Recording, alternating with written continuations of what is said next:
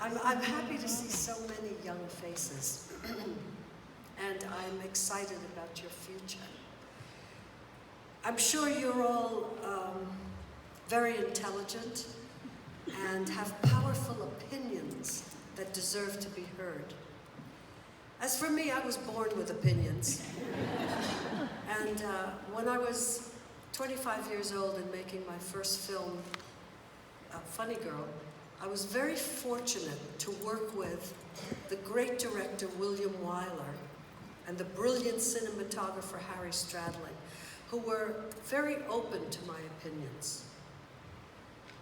When you're dealing with people who are inherently gifted, they're not threatened by other people's ideas because they're secure in their own. We would talk about the work, actually. I had played the part more than 1,000 times, literally, in the theater. And every morning before a new scene, I would show Willie my folders filled with all the previous versions from the out-of-town tryouts to see if there was anything he might want to use. And Harry was pleased to talk to someone who wanted to know all about the different lenses and lighting and who appreciated his craft. I was lucky that these two amazing men were interested in my ideas. I mean, I was a novice, you know, in film, and some they used, some they didn't. But a woman with opinions often gets into trouble. I guess some people on the set were confused, perhaps jealous, because they spoke to the gossip columnists who then twisted these lovely relationships into stories about how I was telling Willie and Harry what to do. That was ridiculous. Nothing could be further from the truth. We talked incessantly because we were all committed to making the film the best it could be. And by the time the shoot was over, we were dear friends. And both of these men were encouraging me to direct. Well, it took 14 years to make my first film as a director. The men who ran the studios were not really interested in a story about a 28-year-old Jewish spinster named Yentl who had to pretend to be a man in order to get an education. So I was turned down over and over again. And finally, I decided to turn the story into a musical because the only way I could get the movie financed was if I sang in it. And the same thing happened to me, actually, when I was 17 years old. I couldn't get a job as an actress, so I started to sing, and that was the beginning of my career. So nothing's easy, but nothing's impossible, which was, that became the tagline for my movie poster of Yentl. In other words, when one door closes, another one opens. So you just have to keep going until you find the right door. Directing was actually the easy part, and I discovered something. When you have power, it's very humbling, and you have a responsibility to use it with restraint. I tried to create an atmosphere on the set where everyone would feel empowered, free to have opinions. I think people do their best work when they feel respected and know that their voices are heard. But when the movie came out, I was attacked for doing multiple jobs, writing, producing, as well as directing. For me, that was easier. There were 3 less people I had to argue with, you know? And I loved having all that responsibility because it went toward fulfilling my own vision. I was passionate about that project, and passion pushed me through. Ambition and authority are great qualities in a man, but not in a woman. I spoke about this in a speech I gave at Women in Film in 1992. 1992, when I talked about how language gives us an insight into the different ways men and women are perceived. So some of my friends are here, they know the speech, probably, but a man is commanding while a woman is demanding. He's assertive, she's aggressive.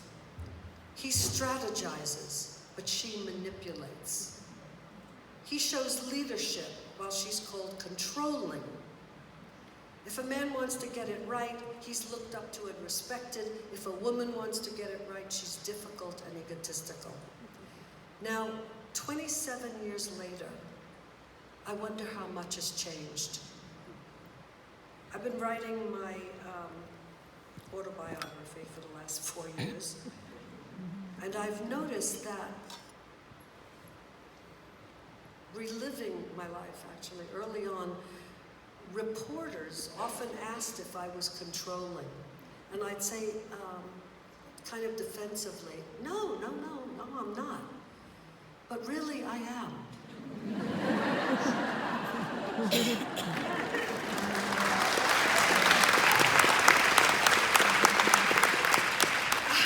I was just embarrassed to say so, you know, because I was criticized for exactly that when I produced a film called A Star is Born in 1976.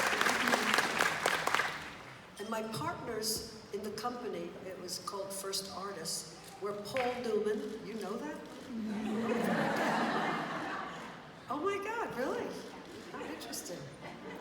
Wow. It was great for the artists because Paul Newman and Sidney Poitier, according to the contract, each artist had total control of their projects, which was amazing. That was fine for the men, but not for me, according to the showbiz press, you know. I was fed up with this double standard, so finally, when asked the same question in an interview I did in 1977, I said, yes, I do want control. I want to be responsible for everything I do in my life, whether it's good or bad. I especially want to control my work, whether it's designing a house or directing a movie. A male director, actually a male anything, wants to be in control of his projects. Nobody questions that. Why should it be any different for a woman? It shouldn't, is the point. On A Star is Born, I was really, you know, given that responsibility for the budget and the finished project, the finished product, yeah. And the artist, by the way, was responsible for every penny over the budget, meaning it was a $6 million budget. If we went over, the artist had to pay it out of his pocket. But anyway, I gave away the title of producer and took a lesser credit because I didn't want to be attacked. And that was a mistake. But it was then. I often took my name off of scripts as well because I didn't want to be resented, you know, when they saw my name or disliked. And for those omissions, the only person I can blame is myself. We need to stop apologizing for ourselves and our opinions. So trust your instincts, find your passion, and then respect it. And also respect the truth. The truth is so powerful.